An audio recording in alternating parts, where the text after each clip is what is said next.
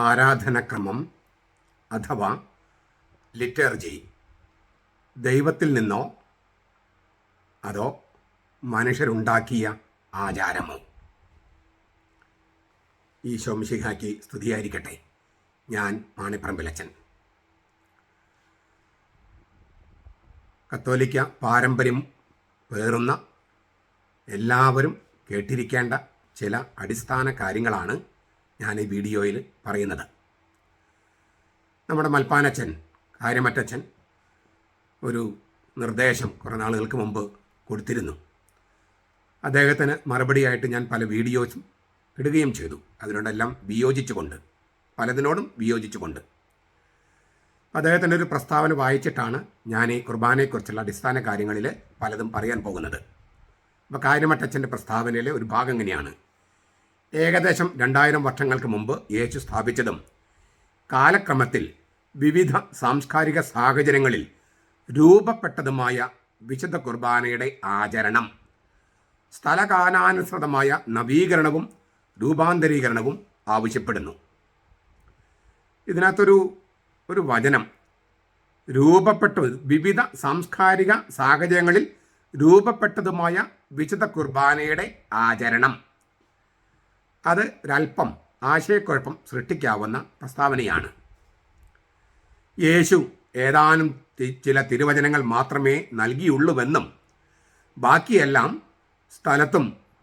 സ്ഥലങ്ങളും കാലങ്ങളും അനുസൃതമായി ആരൊക്കെയോ ഏതൊക്കെയോ മനുഷ്യർ കൂട്ടിച്ചേർത്തതാണെന്നും ചിലപ്പോൾ ഈ പെന്തക്കോസ്ത ദൈവസഭക്കാരും യഹോവ സാക്ഷികളും പറയുന്ന പോലെ സഭ കണ്ടുപിടിച്ചതാണെന്നും എറണാകുളത്ത് ചിലർ പറയുന്നത് പോലെ അത് കോൺസ്റ്റന്റൈൻ ചക്രവർത്തിയാണ് ഉണ്ടാക്കിയതെന്നൊക്കെ പ്രചാരണങ്ങളുണ്ട്. അതിനാൽ തന്നെ നമ്മൾ തോന്നും പോലെ ഇതൊക്കെ മാറ്റിമറിക്കാം. ജനങ്ങളെല്ലാവരും സമ്മേളിച്ച് ഭൂരിപക്ഷം തീരുമാനിച്ചാൽ ഈ കുർബാനയുടെ പല ആചാരങ്ങളും മാറ്റാൻ സാധിക്കും. അങ്ങനെ ഒരു പ്രചരണമുണ്ട്. കാരണം വിവിധ സാംസ്കാരിക സാഹചര്യങ്ങളിൽ രൂപപ്പെട്ടതും അത് ഈ ആചാരം മനുഷ്യരുണ്ടാക്കിയതുമാണ് എന്നാണ് വ്യാഖ്യാനം. മൽപ്പാനച്ചനെ പോലെയുള്ള ചില വേദശാസ്ത്രികൾ നമ്മുടെ ചില സെമിനാരികളിൽ അങ്ങനെ പഠിപ്പിക്കുന്നുമുണ്ട്. പക്ഷെ അതല്ല സത്യം. അതുകൊണ്ട് ഇങ്ങനെ ഒരു ചോക്ലേറ്റിൽ പൊതിഞ്ഞ ഒരു വിഷം അംശമാണ് മൽപ്പാനച്ചൻ്റെ പ്രസ്താവനയിലുള്ളത്. ഞാൻ പറഞ്ഞല്ലോ, പല സെമിനാരികളിലും ചിലരൊക്കെ അങ്ങനെ പഠിപ്പിക്കുന്നുണ്ട്. എന്ന് വെച്ചാൽ നമ്മുടെ അച്ഛന്മാരെ തീർത്തും കുറ്റപ്പെടുത്താൻ കഴിയില്ല. അവരെ പഠിപ്പിച്ചത് അങ്ങനെയാണ്. ആ പഠിപ്പിച്ച പ്രൊഫസർമാരോട് തിരിച്ചൊരു ചോദ്യം ചോദിക്കാനായിട്ട് അവർക്ക് തോന്നിയില്ല. അതാ അച്ഛന്മാരുടെ കുറ്റം. ഈ പഠിപ്പിക്കുന്ന അപ്പാടെ വിഴുങ്ങൽ അത് പാടില്ലല്ലോ. അപ്പം നമുക്ക് ഈ വിശുദ്ധ കുർബാനയുടെ സ്ഥാപനത്തെക്കുറിച്ചും വിശുദ്ധ കുർബാനയുടെ ഇപ്പോഴത്തെ ആചരണം, ഈ ആചാരങ്ങൾ അത് വേദപുസ്തകത്തിലുണ്ടോ, യേശുക്രിസ്തു നൽകിയതാണോ, ദൈവത്തിൽ നിന്ന് വരുന്നതാണോ, ഈ വക കാര്യങ്ങളെക്കുറിച്ച് നമുക്കൊന്ന് ആഴത്തിൽ ധ്യാനിക്കാം. വിശുദ്ധ കുർബാനയുടെ സ്ഥാപനത്തെക്കുറിച്ച് 3 സമാന്തര സുവിശേഷകന്മാരും പിന്നെ പൗലോസും നമ്മെ അറിയിക്കുന്നുണ്ട്. ക്രിസ്തുവർഷം 33 യേശു മരിച്ചു. അതിന് പിന്നാലെ തന്നെ വിശുദ്ധ കുർബാന എന്ന ലിറ്റർജി സഭയിൽ ആരംഭിച്ചു. 4-ാം നൂറ്റാണ്ടിലെ കോൺസ്റ്റന്റൈൻ ചക്രവർത്തി അല്ല. സഭയിൽ നിലനിന്നിരുന്ന ആ ലിറ്റർജിക്കൽ വിശുദ്ധ പാരമ്പര്യമാണ് വിശുദ്ധ പൗലോസും ലൂക്കാസും ഒരു വശത്തും വിശുദ്ധ മർക്കോസും വിശുദ്ധ മത്തായിയും മറുവശത്തും രേഖപ്പെടുത്തുന്നത്. അതായത് വിവിധ സഭാ സമൂഹങ്ങളിൽ നിലനിന്നിരുന്ന പാരമ്പര്യം എഴുതുകയാണ്. അങ്ങനെ എഴുതുമ്പോൾ മർക്കോസും മത്തായും ഒരു പാരമ്പര്യം എഴുതുമ്പോൾ, വിശുദ്ധ പാരമ്പര്യം എഴുതുമ്പോൾ ലൂക്കാസും പൗലോസും മറ്റൊരു പാരമ്പര്യം എഴുതുന്നു. എന്നാൽ ഇവ തമ്മിൽ കാര്യമായിട്ടുള്ള യാതൊരു വ്യത്യാസങ്ങളുമില്ല. നിങ്ങൾക്ക് നിങ്ങളുടെ കയ്യിൽ ബൈബിൾ ഉണ്ടല്ലോ, എടുത്ത് വായിച്ച് നോക്കാം. കാര്യമായിട്ടുള്ള യാതൊരു വ്യത്യാസങ്ങളും ഇല്ല. ചരിത്രപരമായും ഇല്ല, ദൈവശാസ്ത്രപരമായും ഇല്ല. ഈ ഹെൻറി പെഷ് എന്ന് പറഞ്ഞിട്ടുള്ള ഒരു ഗ്രന്ഥകർത്താവിനെ കോട്ട് ചെയ്തുകൊണ്ട് ബെനഡിക്ട് മാർപ്പാപ്പ നസ്രത്തിൽ യേശു എന്നുള്ള ആ ഗ്രന്ഥത്രയത്തിൽ 2ാമത്തെ വോള്യത്തിൽ 209, 210 പേജുകളിൽ ഇത് വ്യക്തമായിട്ട് അവതരിപ്പിച്ചിട്ടുണ്ട്. ഇപ്പം ഞാൻ ബെനഡിക്ട് പാപ്പ പറഞ്ഞ കാര്യം അവതരിപ്പിക്കുന്നു എന്നാണ്, മറ്റുള്ളവർ പറഞ്ഞതൊന്നും സ്വീകരിക്കുന്നില്ല എന്നാണ് മറ്റൊരു പരാതി. അതുകൊണ്ടാണ് ഞാൻ പറഞ്ഞത്, ബെനഡിക്ട് മാർപ്പാപ്പ തനിച്ചങ്ങ് പറഞ്ഞിരിക്കുകയല്ല, അദ്ദേഹം കിട്ടാവുന്ന എല്ലാ ഉറവിടങ്ങളും പഠിച്ച് അതിൻ്റെ വെളിച്ചത്തിൽ എഴുതിയിരിക്കുന്നത്. അപ്പോൾ ഈ ഹെൻറി പെഷ് എന്ന് പറയുന്ന ആ ഗ്രന്ഥകർത്താവിനെ കൂട്ടുപിടിച്ചിട്ടാണ് ബെനഡിക്ട് മാർപ്പാപ്പ ഇക്കാര്യം പറഞ്ഞിരിക്കുന്നത്. ദൈവത്തിന് സ്വീകാര്യമായ ഏക ആരാധന ബലിയാണ്. ഈ പെന്തക്കോസ്തക്കാർ, ദൈവസഭക്കാർ, യഹോവ സാക്ഷികൾക്ക് മനസ്സിലാകാത്തൊരു സംഗതിയാണ്. അവരുടെ വിചാരം നമസ്കരിക്കലാണ് ആരാധന എന്നാണ്. അതുകൊണ്ടാണ് ഈ ഏത് നമസ്കാരത്തെയും അവർ നമസ്കരിക്കുക എന്ന് പറഞ്ഞാൽ അവർക്ക് ആരാധനയാണ്. അങ്ങനെയല്ല. എത്രയോ രാജാക്കന്മാരെ നമസ്കരിക്കുന്ന രംഗങ്ങൾ എത്രയോ എണ്ണം ബൈബിളിലുണ്ട്. ജോസഫിനെ നമസ്കരിക്കുന്ന സഹോദരന്മാർ പഴയ നിയമത്തിലുണ്ട്. അപ്പോൾ നമസ്കരിക്കുക എന്ന് പറഞ്ഞാൽ ആരാധനയല്ല. ആരാധിക്കാൻ വേണ്ടി നമസ്കരിക്കാം, പക്ഷേ എല്ലാ നമസ്കാരവും ഇങ്ങനെ കുമ്പിടുന്നതും തലകുനിക്കുന്നതും ആരാധനയല്ല. ആരാധന എന്ന് പറയുന്നത് ബലിയാണ്, ബലി മാത്രമാണ്. ഏതെങ്കിലും വിശുദ്ധർക്ക് നമ്മൾ ബലിയർപ്പിക്കാറുണ്ടോ? ഏതെങ്കിലും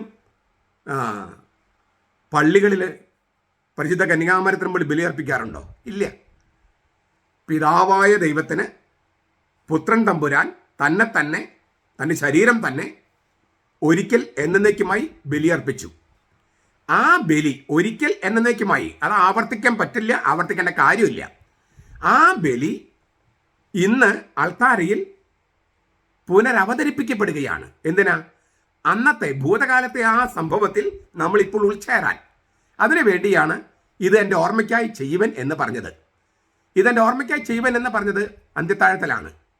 പക്ഷേ അന്ത്യത്താഴം ഓർമ്മിക്കാനല്ല പറഞ്ഞത്. അതുകൊണ്ടാണ് വിശുദ്ധ പൗലോസ് പറയുന്നത്, നമ്മൾ ഈ അപ്പം മുറിക്കുമ്പോഴും ഈ പാനപാത്രം കുടിക്കുമ്പോഴും അവൻ്റെ മരണം അവൻ്റെ പ്രത്യാഗമനം വരെ പ്രഘോഷിക്കുന്നത്. യേശുവിൻ്റെ മരണമാണ് പ്രഘോഷിക്കുന്നത്, ബലി. അപ്പോൾ യേശു പിതാവായ ദൈവത്തിന് മുമ്പിൽ നിൽക്കുകയാണ്. പിതാവേ, അവരോട് ക്ഷമിക്കണമേ, അവരെന്താ ചെയ്യുന്നത് അവർക്ക് അറിഞ്ഞുകൂടാ. അവർ പാപം ചെയ്തു, അവർക്കുള്ള മരണശിക്ഷ ഞാൻ എൻ്റെ ശരീരത്തിൽ വഹിക്കുന്നു, എൻ്റെ ജീവിതം നിനക്ക് ബലിയായി നൽകുന്നു. പിതാവേ, അവരോട് ക്ഷമിക്കുക. അങ്ങനെ പ്രാർത്ഥിക്കുന്ന പിതാവിനെ നോക്കി പ്രാർത്ഥിക്കുന്ന പുത്രനിൽ ഇപ്പോൾ വൈദികൻ നിന്ന്, ഇൻ പെർസോണ ക്രിസ്തി, ആ യേശുവിൽ പുരോഹിതൻ നിന്ന് പിതാവായ ദൈവത്തിന് മുമ്പിൽ പ്രാർത്ഥിക്കുകയാണ്, പിതാവേ അവരോട് ക്ഷമിക്കണമേ. അപ്പോൾ യേശു ക്രിസ്തുവിൽ നിന്നുകൊണ്ടാണ് വൈദികൻ പ്രാർത്ഥിക്കുന്നത്. യേശു ക്രിസ്തുവാകട്ടെ പിതാവിനെയാണ് അഭിസംബോധന ചെയ്യുന്നത്, പിതാവേ. അതാണ് ഈ ബൈബിള് രേഖപ്പെടുത്തിയിരിക്കുന്ന കാര്യം. ചുരുക്കത്തിൽ ദൈവത്തിന് സ്വീകാര്യമായ ഏക ആരാധന യേശു ഒരിക്കൽ എന്നേക്കുമായി അർപ്പിച്ച ബലിയാണ്. ആ ബലി ഇന്ന് റീഇനാക്ട് ചെയ്യുന്നു, വീണ്ടും അനുഷ്ഠിക്കപ്പെടുന്നു. എന്തിനാ? അന്നത്തെ ഭൂതകാലത്തെ ആ സംഭവം വെറുമൊരു ഭൂതകാല ഓർമ്മയായി നിൽക്കാതെ യാഥാർത്ഥ്യമായി തീർന്നില്ല, നമ്മളിതിൽ ഉൾച്ചേരണം. അല്ലെങ്കിൽ വിശ്വാസം വെറും ഭാവനയായി നിൽക്കും. വിശ്വാസം വെറും ഭാവനയായി നിൽക്കാതെ ഈ യേശു ഒരിക്കൽ എന്നേക്കും അർപ്പിച്ച ബലി, അതായത് മരണം വരെയുള്ളവൻ്റെ അനുസരണം, അതാണ് ബലി. മരണം വരെയുള്ളവൻ്റെ അനുസരണം, അതായത് പിതാവിൻ്റെ ആഗ്രഹം. കാളക്കിടാങ്ങളുടെയും കോലാട്ട് കൊറ്റന്മാരുടെയും ബലികൾ അങ്ങ് സംപ്രീതനായില്ല. അങ്ങ് എനിക്കൊരു ശരീരം സജ്ജമാക്കി, ഇതാ നിന്റെ ഹിതം നിറവേറ്റാൻ ഞാൻ വരുന്നു. ആ ശരീരം സജ്ജമാക്കിയത് എന്തിനാ? ബലിവസ്തുവായി പിതാവിന് തന്നെ അർപ്പിക്കാൻ. അതായിരുന്നു ദൈവത്തിൻ്റെ ഹിതം. ആ ഹിതം നിറവേറ്റാൻ ഞാനിതാ വരുന്നു. അങ്ങനെ പറഞ്ഞുകൊണ്ടാണ് പുത്രൻ തമ്പുരാൻ സ്വർഗത്തിൽ നിന്ന് ഭൂമിയിലേക്ക് വന്നത്. ഹെബ്രായ ലേഖനം 10:4 മുതൽ വായിക്കാം, 3 തൊട്ട് വായിക്കാം. ചുരുക്കത്തിൽ ഞാൻ ആവർത്തിക്കുന്നതിന് കാരണം ഒരുപാട് ആരോപണങ്ങൾ നമ്മൾ കേൾക്കുന്നുണ്ട്. പെന്തക്കോസ്തക്കാർ, യഹോവ സാക്ഷികൾ, ദൈവസഭക്കാർ, പിന്നെ നമ്മുടെ ഇടയിൽ തന്നെ ആളുകൾ. അതുകൊണ്ട് ഞാൻ ഈ ടോക്ക് നിങ്ങൾ പല പ്രാവശ്യം കേൾക്കണം. ഞാൻ ആവർത്തിക്കുന്നത് നന്മയ്ക്ക് വേണ്ടിയാണ്. എനിക്കറിയാം ഞാൻ ആവർത്തിക്കുന്നുണ്ടെന്ന്. പക്ഷെ അത് അത്രമാത്രം നമ്മൾ മറിച്ചൊരു ചിന്ത നമ്മുടെ മനസ്സിൽ കിടക്കുന്നത് കൊണ്ടാണ്. അത് വൈദികർക്കുണ്ട്, മെത്രാന്മാർക്കുണ്ട്, സാധാരണക്കാർക്കൊക്കെ ഉണ്ട്. അങ്ങനെ ഉള്ളത് കൊണ്ടാണ് ഞാൻ ഇത്രമാത്രം ആവർത്തിച്ച് പറയുന്നത്. നമ്മൾ രൂഢമൂലമായിരിക്കുന്ന ചില പ്രശ്നങ്ങൾ മാറാൻ വേണ്ടിയിട്ടാണ്. ഒന്നുകൂടി ആവർത്തിക്കുകയാണ്, 4ാം വട്ടം ആവർത്തിക്കുകയാണ്. ദൈവത്തിന് സ്വീകാര്യമായ ഏക ആരാധന ബലിയാണ്. യേശു ഒരിക്കൽ എന്നേക്കുമായി അർപ്പിച്ച ആ ബലി ഇന്ന് പുനരവതരിപ്പിച്ച് അതിൽ നമ്മൾ ഉൾച്ചേർന്ന് അവൻ്റെ ജീവൻ തന്നെ നമുക്ക് തരികയാണ്. അപ്പോഴാണ് ശരിക്കും ഉൾച്ചേർന്ന് നടക്കുക. അതാണ് ദിവ്യകാരുണ്യം. ഈ ഒരിക്കൽ യേശു ഒരിക്കൽ എന്നേക്കുമായി കുരിശിൽ നൽകിയ അലംഘനീയമായ ഈ അനുസരണം, മരണം വരെയുള്ള അനുസരണം, ആ മരണം അവനെ പ്രത്യാഗമനം വരെ പ്രഘോഷിക്കുകയാണ് അപ്പം മുറിക്കുമ്പോൾ എന്ന് പൗലോസ് പറഞ്ഞത് നമ്മൾ കേട്ട് കഴിഞ്ഞു. അങ്ങനെ നിങ്ങൾ ഈ അപ്പം തിന്നുകയും പാനപാത്രം കുടിക്കുകയും ചെയ്യുമ്പോഴെല്ലാം കർത്താവിൻ്റെ മരണം അവൻ വരുന്നത് വരെ പ്രഖ്യാപിക്കുകയാണ് ചെയ്യുന്നത്. 1 കൊരിന്തോസ് 11:26. അതാണ് ഓർമ്മിക്കേണ്ടതെന്ന് യേശു അന്ത്യത്താഴത്തിൽ വെച്ച് തന്നെ കൽപ്പന നൽകി. അന്ത്യത്താഴത്തിൻ്റെ ഓർമ്മയല്ല, കർത്താവിൻ്റെ കുരിശിലെ മരണമാണ്, ബലിയാണ് നമ്മൾ ഓർക്കുന്നത്. ഓർക്കുക മാത്രമല്ല, അത് പുനരവതരിപ്പിക്കുകയാണ് പരിശുദ്ധാത്മന ശക്തിയിൽ, വചനത്തിൻ്റെ ശക്തിയിൽ. തൻ്റെ ഏക ബലി തൻ്റെ പ്രത്യാഗമനം വരെ തൻ്റെ ഓർമ്മയ്ക്കായി ചെയ്യണമെന്ന്, അതാണ് ഏക സത്യദൈവത്തിന് സ്വീകാര്യമായ ആരാധനയെന്ന് യേശു കൽപ്പിക്കുക മാത്രമല്ല ചെയ്തത്, പ്രത്യുത അതിനുള്ള ഘടന നൽകുകയുമാണ്. ഇത് ഞാനൊന്ന് ആവർത്തിക്കാൻ ആഗ്രഹിക്കുന്നു. തൻ്റെ ഏക ബലി തൻ്റെ പ്രത്യാഗമനം വരെ തൻ്റെ ഓർമ്മയ്ക്കായി ചെയ്യണമെന്ന്, അതാണ് ഏക സത്യദൈവത്തിന് സ്വീകാര്യമായ ആരാധനയെന്ന് യേശു കൽപ്പിക്കുക മാത്രമല്ല ചെയ്തത്, പ്രത്യുത അതിനുള്ള ഘടന നൽകുകയുമാണ്. ആരാധനയായും ആരാധനയ്ക്ക് വേണ്ടിയുമാണ് യേശു വിശുദ്ധ കുർബാന സ്ഥാപിച്ചത്. ആരാധനയായും ആരാധനയ്ക്ക് വേണ്ടിയുമാണ് യേശു വിശുദ്ധ കുർബാന സ്ഥാപിച്ചത്. ഈ തിരുവചന ഭാഗം ആരാധനയ്ക്ക് വേണ്ടിയുള്ളതായിരുന്നെന്നും അത് ആരാധനയായിരുന്നെന്നും ആരാധന മനസ്സിൽ കണ്ടുകൊണ്ടാണ് യേശു രൂപപ്പെടുത്തിയതെന്നും സഭ തിരിച്ചറിഞ്ഞു. അതുകൊണ്ടാണ് തുടക്കം മുതൽ സഭ അപ്പം മുറിക്കൽ എന്ന വിശുദ്ധ കുർബാന ആചരിച്ചു തുടങ്ങിയത്. തുടക്കം മുതൽ വിശുദ്ധ പൗലോസ് കൊരിന്തോസ്യർക്ക് എഴുതിയ 1-ാമത്തെ ലേഖനം എഴുതുന്നത് ക്രിസ്തുവർഷം 56-ലാണ്.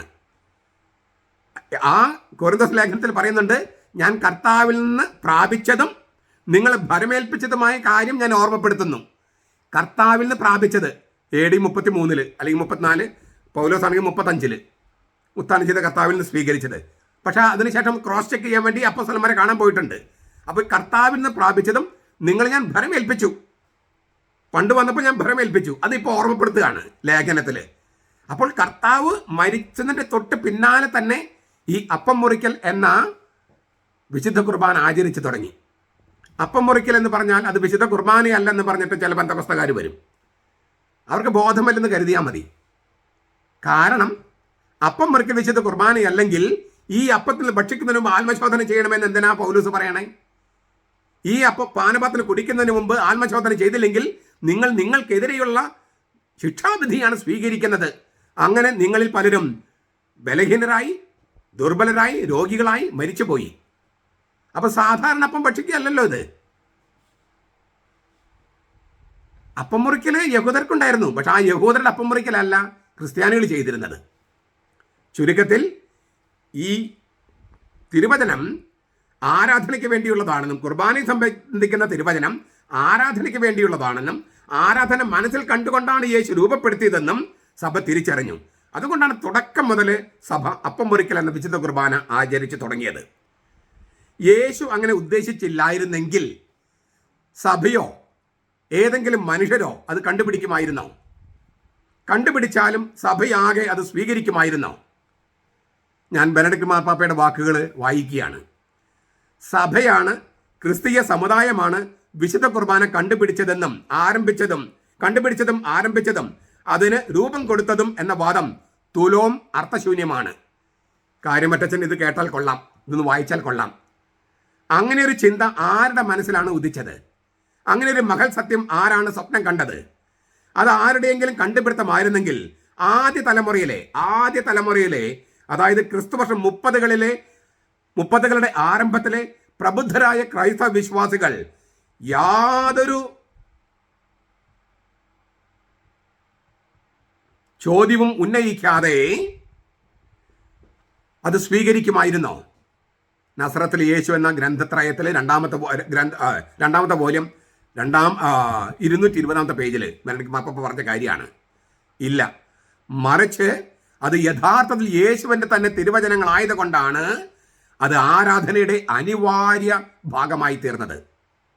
കുറച്ചുകൂടെ വ്യക്തമാക്കിയാൽ, അന്യൂനമായ ഭാവന കൊണ്ടും അസാധാരണമായ ആഖ്യാന ചാരതയോടെയും ആരാധനക്രമം മനുഷ്യർ ഉണ്ടാക്കുകയായിരുന്നില്ല.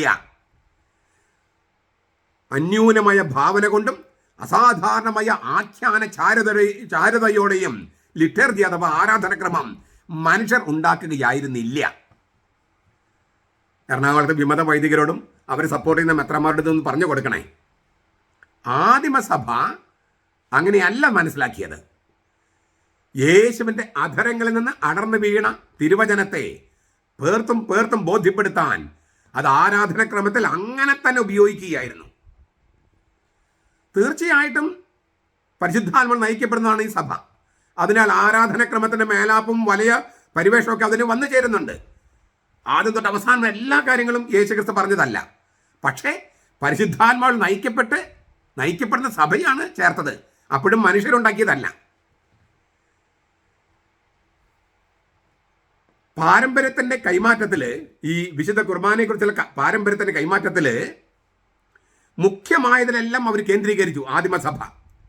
ചിലതിനെ കൊണ്ടു, ചിലതിനെ വിട്ടുകളഞ്ഞു. അങ്ങനെ ഒരു ത്യാജ വിവേചനം സഭ കാണിച്ചിട്ടുണ്ട്. പക്ഷേ ഏതെല്ലാം വിധത്തിൽ ഈ പാരമ്പര്യം ഇങ്ങനെ ത്യാജ്യ സംഗതികൾ ചിലത് ഉൾക്കൊണ്ട് ചിലത് വിട്ടുകളഞ്ഞു അങ്ങനെയൊക്കെ ഉണ്ടെങ്കിലും ഒരു കാര്യം വളരെ തീർച്ചയായിരുന്നു. അവസാന രാത്രിയിൽ യേശു ശിഷ്യന്മാരെ ഭരമേൽപ്പിച്ചത് എന്താണോ അതിനെ ഒരിക്കലും മാറ്റിമറിച്ച് അവതരിപ്പിച്ചില്ല. ഇത് പൗലോസ് അടിവരയിട്ട് എഴുതിയിട്ടുണ്ട്. 1 കൊരിന്തോസുകാർക്ക് എഴുതിയ 1-ാമത്തെ ലേഖനം 11-ാമത്തെ അധ്യായം 23 മുതൽ 26 വരെ നമുക്ക് വായിക്കാം.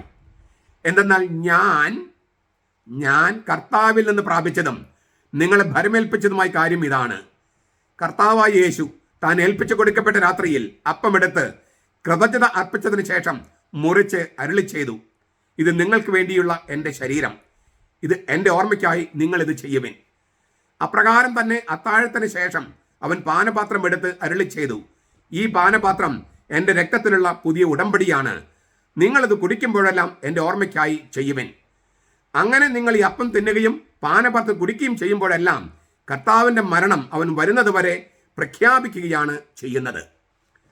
ഇതിൽ ഒരു വാക്ക് ഞാൻ ഒന്നുകൂടി ആവർത്തിക്കുക. അപ്രകാരം തന്നെ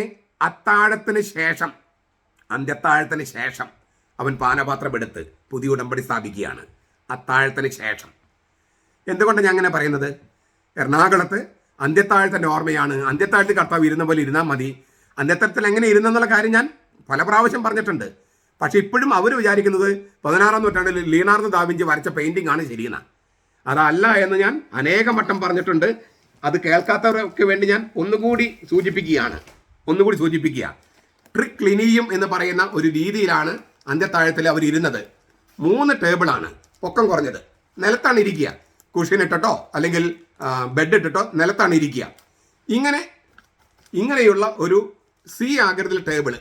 ഇതിൻ്റെ നടുക്കല്ല യേശുക്രിസ്തു ഇരുന്നത്, ഈ അറ്റത്താണ്. ഇടത്ത് വശത്ത് യൂദാസ്, വലത്ത് വശത്ത് യേശു സ്നേഹിച്ച ശിഷ്യൻ. പത്രോസ് ഇരിക്കുന്നത് ഈ അറ്റത്താണ്. അതാണ് ഈ ദാസൻ ഇരിക്കേണ്ട സ്ഥലം, അതായത് സെർവൻ്റ്, പരിചാരകർ ഇരിക്കേണ്ട സ്ഥലം. ഒന്നാമനാകാൻ ആഗ്രഹിക്കുന്നവൻ നിങ്ങളുടെ ദാസനാകണമെന്ന് കർത്താവ് പറഞ്ഞിരുന്നു. പത്രോസാണ് ഒന്നാമൻ. യേശു തന്നെ അവൻ ഒന്നാമനിത് വെച്ചിട്ടുണ്ട്.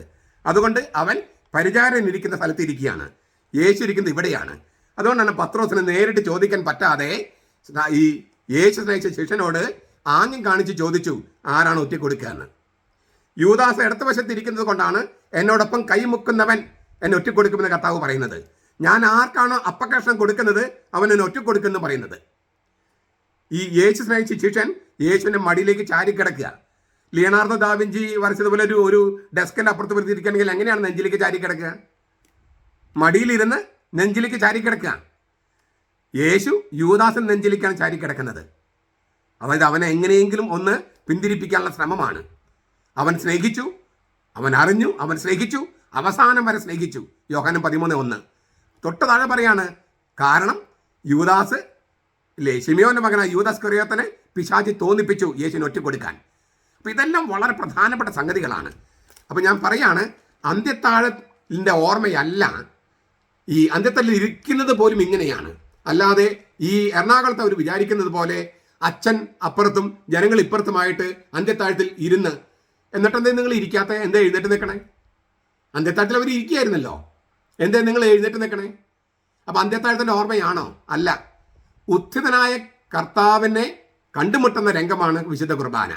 ഉത്ഥിതനുമായുള്ള കൂടിക്കാഴ്ചയാണ് വിശുദ്ധ കുർബാന. ആ ഉത്ഥിതൻ്റെ തിരുവുത്ഥാനത്തിൻ്റെ ചിഹ്നമാണ് എഴുന്നേറ്റ് നിൽക്കുക, ജീവന്റെ ചിഹ്നം.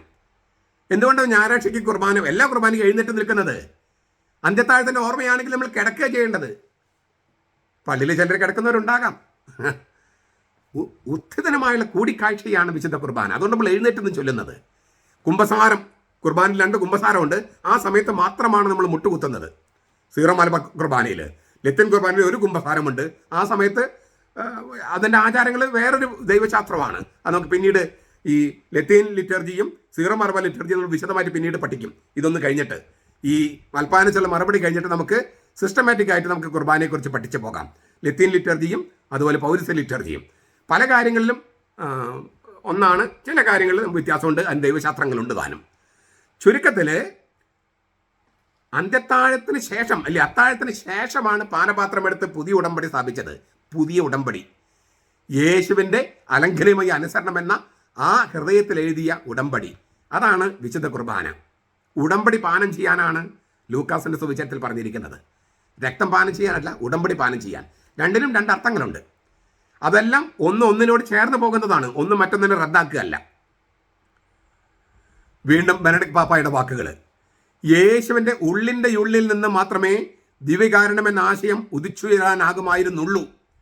ആധികാരികമായി മോശയുടെ ന്യായപ്രമാണത്തിൻ്റെയും പ്രവാചകന്മാരുടെയും ചിന്താധാരകളെ കോർത്തിണക്കാനും, റദ്ദാക്കാനല്ല, കോർത്തിണക്കാനും, എറണാകുളത്ത് അവർ പഴയ നിയമം റദ്ദാക്കുകയാണ്, കോർത്തിണക്കാനും വിശുദ്ധ ഗ്രന്ഥത്തിൻ്റെ പാരമ്പര്യത്തോട് വിശ്വസ്ത പുലർത്തിക്കൊണ്ട് തന്നെ തൻ്റെ പുത്രത്വത്തിൻ്റെ മൗലികവും നവീനമായ ചൈതന്യം പ്രചരിപ്പിക്കാനും യേശുവിന് മാത്രമേ കഴിയുമായിരുന്നുള്ളൂ. യേശു അങ്ങനെ ചെയ്യുകയും പ്രവർത്തിക്കുകയും ചെയ്തുകൊണ്ട് മാത്രമാണ് സഭ അതിൻ്റെ ആരംഭകാലം മുതൽ തന്നെ അവളുടെ വൈവിധ്യമാർന്ന പൈതൃക പാരമ്പര്യ പ്രകാശനങ്ങളിൽ യേശു താൻ ഒറ്റക്കെടുക്കപ്പെട്ട രാത്രി ചെയ്തതുപോലെ അപ്പം മുറിക്കാൻ തുടങ്ങിയത്. ഞാൻ മുമ്പ് പറഞ്ഞൊരു വാചകം ആവർത്തിക്കുകയാണ്. യേശു ഇത് ആവർത്തിക്കാൻ പറയുക അല്ലെങ്കിൽ ഓർമ്മയ്ക്ക് ചെയ്യാൻ പറയുക മാത്രമല്ല ചെയ്തത്, അതിൻ്റെ ഘടന നൽകി. ആ ഘടനകൾ നമുക്ക് ചിലതൊന്ന് നോക്കാം. എമ്മാവുസിലേക്ക് പോയ ശിഷ്യന്മാരുടെ ആ സംഭവം നോക്കുക. ലൂക്കായുടെ സുവിശേഷം 24-ാം അധ്യായം. ആ ശിഷ്യന്മാരുടെ കൂടെ വഴിയിൽ സഞ്ചരിച്ച് വചനം വ്യാഖ്യാനിക്കുകയാണ് യേശു.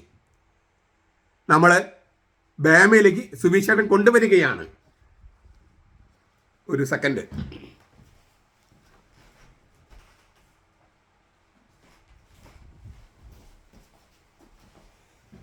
ഞാനൊരു ബൈബിള് പെട്ടെന്ന് കാണിക്കാൻ വേണ്ടിയിട്ട്, ഈ ബൈബിൾ അല്ല കേട്ടോ നിങ്ങൾ പഠിക്കാൻ വേണ്ടി ഉപയോഗിക്കേണ്ടത്.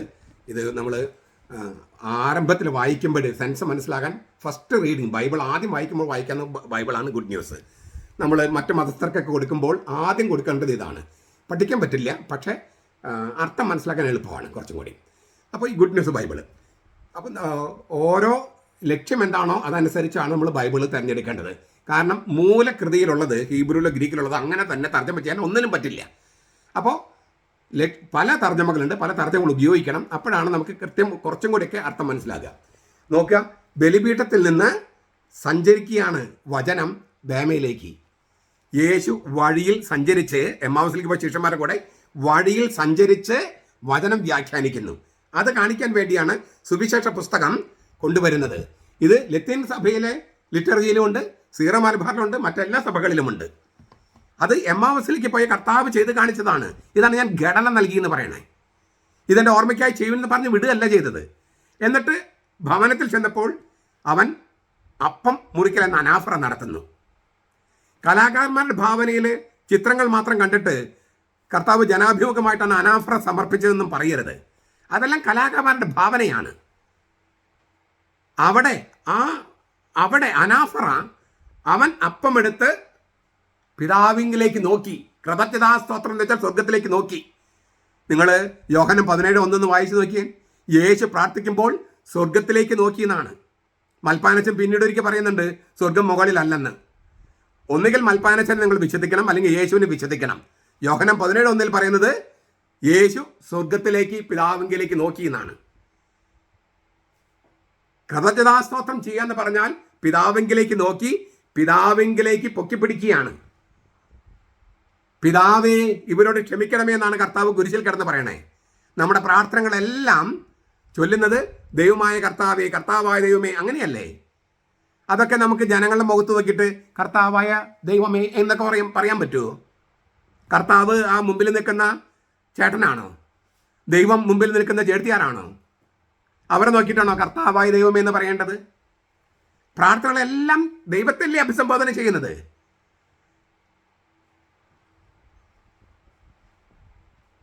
ചുരുക്കത്തിൽ ഈ കുർബാനയുടെ ഈ എമ്മാവസിലേക്ക് പോയ ആ രംഗം നോക്കിയാൽ വിശുദ്ധ കുർബാനയുടെ ഏതാണ്ട് മിക്കവാറും എല്ലാ ഘടകങ്ങളും തന്നെ അതിനകത്ത് കാണാം. അത് യേശുക്രിസ്തു നേരിട്ട് നൽകിയതല്ലേ? ഉത്ഥാനത്തിൻ്റെ അന്ന് സംഭവിച്ചതല്ലേ? ഉത്ഥാനത്തിൻ്റെ അന്ന് 4 നൂറ്റാണ്ട് കഴിഞ്ഞ് കോൺസ്റ്റന്റൈൻ ചക്രവർത്തി നൽകിയതാണോ? വീണ്ടും ബെനഡിക്ട് മാർപ്പാപ്പയുടെ വാക്കുകൾ, ആദിമകാലത്ത് വചനത്തിൻ്റെ ആരാധനക്രമം, ലിറ്റർജി ഓഫ് ദ വേർഡ്, സിനഗോഗിൽ വെച്ചായിരുന്നു നടന്നിരുന്നത്. വേദഗ്രന്ഥത്തിലുള്ള വായന, അതേക്കുറിച്ചുള്ള വ്യാഖ്യാനം, അതിനെ അധികരിച്ചുള്ള പ്രഭാഷണം, തുടർന്നുള്ള പ്രാർത്ഥന എന്നിവയായിരുന്നു വചനത്തിൻ്റെ ആരാധനക്രമം. അത് സിനഗോഗിൽ ലിറ്റർജിയിൽ നിന്നാണ് കത്തോലിക്ക സഭ സ്വീകരിച്ചത്. അത് മനുഷ്യരുണ്ടാക്കിയതാ. ഇവ പിന്നീട് വിശുദ്ധ കുർബാനയുടെ ആഘോഷത്തോട് കൂട്ടിച്ചേർത്തു. സിനഗോഗിൽ നിങ്ങൾ ലൂക്കായുടെ സുവിശേഷം 4:16 വായിക്കുക. അവൻ പതിവ് പോലെ സാബത്തിൽ സിനഗോഗിലേക്ക് പോയി. പതിവ് പോലെ എല്ലാ സാബത്തിലും അവൻ പോയിരുന്നു. സാബത്ത് അവൻ റദ്ദ് ചെയ്തിട്ടില്ല. സാബത്തിൻ്റെ ഉടമസ്ഥ ഞാനാണ്. അതുകൊണ്ട് ശനിയാഴ്ചത്തെ സാബത്ത് കർത്താവിന് ദിവസമായ ഞായറാഴ്ചയിലേക്ക് മാറ്റുകയാണ് ചെയ്തത്. ആഴ്ചയുടെ ആദ്യ ദിവസമാണ് ഉപയോഗിച്ചിരിക്കുന്നത്, ഞായറാഴ്ച എന്നല്ല. അത് സാബത്തിൻ്റെ ഉടമ ഞാനാണ്. കർത്താവ് എവിടെയാണ് സാബത്ത് ലംഘിച്ചതായിട്ടും ഞാൻ ബൈബിളിൽ കണ്ടിട്ടില്ല. സാബത്ത് ലംഘിച്ചു എന്ന് എതിരാളികളാണ് പറഞ്ഞത്, യേശുവിൻ്റെ എതിരാളികൾ. ഇപ്പം മുണ്ടാടനച്ചൻ കർത്താവ് സാബത്ത് ലംഘിച്ചു, അതുകൊണ്ട് വിമതനായിരുന്നു എന്നാണ് മുണ്ടാടനച്ചൻ പറയണേ. മുണ്ടാടനച്ചനും യേശുക്രിസ്തുവും ഒരേ വിമത നേതാക്കന്മാരാണെന്നാണ് മുണ്ടാടനച്ചൻ്റെ വ്യാഖ്യാനം. നിങ്ങൾക്ക് മുണ്ടാടനച്ചനെ വേണമെങ്കിൽ വിശ്വസിക്കാം, പക്ഷേ യേശുക്രിസ്തു വിശ്വസിക്കുന്നവർക്ക് അദ്ദേഹത്തെ വിശ്വസിക്കാൻ കഴിയില്ല. ഞാൻ ഒന്നുകൂടി വായിക്കട്ടെ. ആദിമകാലത്ത് വചനത്തിൻ്റെ ആരാധനക്രമം, ലിറ്റർജി ഓഫ് ദ വേർഡ്, സിനഗോഗിൽ വെച്ചായിരുന്നു നടന്നത്. വേദഗ്രന്ഥത്തിനുള്ള വായന, അതേക്കുറിച്ചുള്ള വ്യാഖ്യാനം, അതിനെ അധികരിച്ചുള്ള പ്രഭാഷണം, തുടർന്നുള്ള പ്രാർത്ഥന എന്നിവയായിരുന്നു വചനത്തിൻ്റെ ആരാധനക്രമം. ഇവ പിന്നീട് വിശുദ്ധ കുർബാനയുടെ ആഘോഷത്തിൽ കൂട്ടിച്ചേർത്തു. അതായത് സിനഗോഗിൽ നിന്നുള്ള സ്വാഭാവികമായിട്ടുള്ള കൂട്ടിച്ചേർക്കലാണ് ഈ ലിറ്റർജി ഓഫ് ദ വേർഡ്. അത് യേശുക്രിസ്തു തന്നെ ചെയ്തത് കൊണ്ടാണ്. പതിവ് പോലെ അവൻ സാബത്തിൽ പോയി. അന്ന് അവൻ വചനം വായിക്കാനായിട്ട് അവൻ ക്ഷണിക്കപ്പെട്ടു. വചനം വായിച്ചു കഴിഞ്ഞാൽ അവൻ വ്യാഖ്യാനിച്ചു. ലൂക്കായുടെ സുവിശേഷം 4:16 മുതൽ വായിക്കുക 30 വരെ. യേശു ചെയ്ത കാര്യമാണ്. അപ്പോൾ ഘടന കർത്താവല്ലേ തന്നത്? ഏതെങ്കിലും മനുഷ്യരുണ്ടാക്കിയതാണോ? എറണാകുളത്ത് വിമത വൈദികരെ ഒരുമിച്ച് ചേർന്ന് ഭൂരിപക്ഷ തീരുമാനത്തിൽ എടുത്താൽ മതിയോ? അങ്ങനെ 2-ാം നൂറ്റാണ്ടിൻ്റെ ആരംഭത്തിൽ തന്നെ 4-ാം നൂറ്റാണ്ടിൽ കോൺസ്റ്റന്റൈൻ ചക്രവർത്തിയല്ല തേലക്കടത്തൻ പറയുന്നത് പോലെ. തേലക്കടത്തൻ പറയുന്നത് എല്ലാം കോൺസ്റ്റന്റൈൻ ചക്രവർത്തി 4-ാം നൂറ്റാണ്ടിൽ ചെയ്തെന്നാണ്. ബെനഡിക്ട് മാർപ്പാപ്പ പറയുന്നു 2-ാം നൂറ്റാണ്ടിൻ്റെ ആരംഭത്തിൽ തന്നെ ക്രിസ്തീയ ആരാധനയുടെ സത്താ ഘടകങ്ങളുടെ പരിണാമം സംഭവിച്ചു കഴിഞ്ഞിരുന്നു.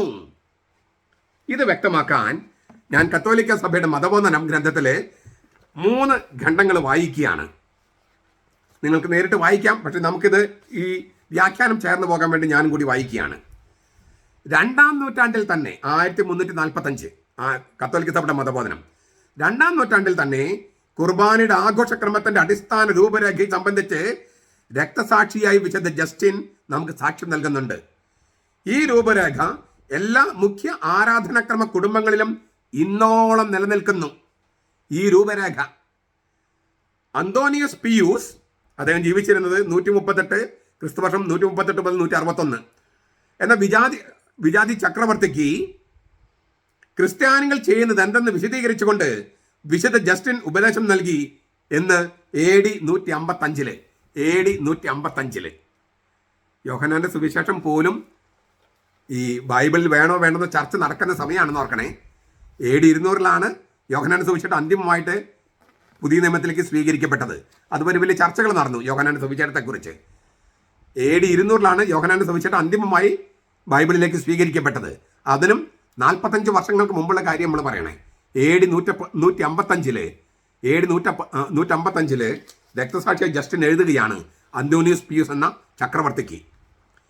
എല്ലാവരുടെയും ദിവസം എന്ന് വിളിക്കുന്ന സൂര്യൻ്റെ ദിവസം നഗരത്തിലോ ഗ്രാമപ്രദേശത്തോ വസിക്കുന്ന എല്ലാവരും ഒരു സ്ഥലത്ത് ഒന്നിച്ചു കൂടുന്നു.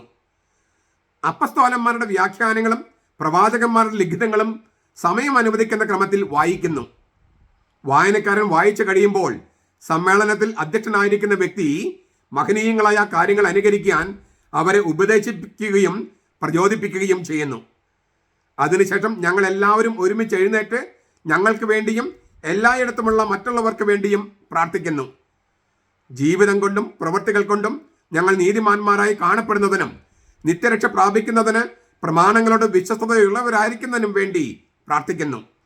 പ്രാർത്ഥനകൾ തീരുമ്പോൾ ഞങ്ങൾ പരസ്പരം ചുംബിക്കുന്നു. സമാധാന ആശംസ. അപ്പോൾ അപ്പവും വെള്ളവും കലർത്തിയ വീഞ്ഞുള്ള പാനപാത്രവും സഹോദരങ്ങളുടെ മേലധ്യക്ഷനായിരിക്കുന്ന വ്യക്തി അപ്പോൾ അപ്പവും വെള്ളം കലർത്തിയ വീഞ്ഞുമുള്ള പാനപാത്രവും സഹോദരങ്ങളുടെ മേലധ്യക്ഷനായിരിക്കുന്ന വ്യക്തിയുടെ അടുക്കലേക്ക് കൊണ്ടുവരുന്നു.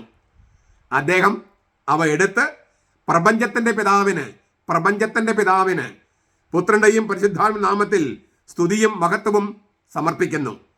ഞങ്ങൾ ഈ ദാനങ്ങൾക്ക് യോഗ്യരായി ഗണിക്കപ്പെട്ടതിന് കുറേ സമയം അദ്ദേഹം കൃതജ്ഞതയർപ്പിക്കുന്നു.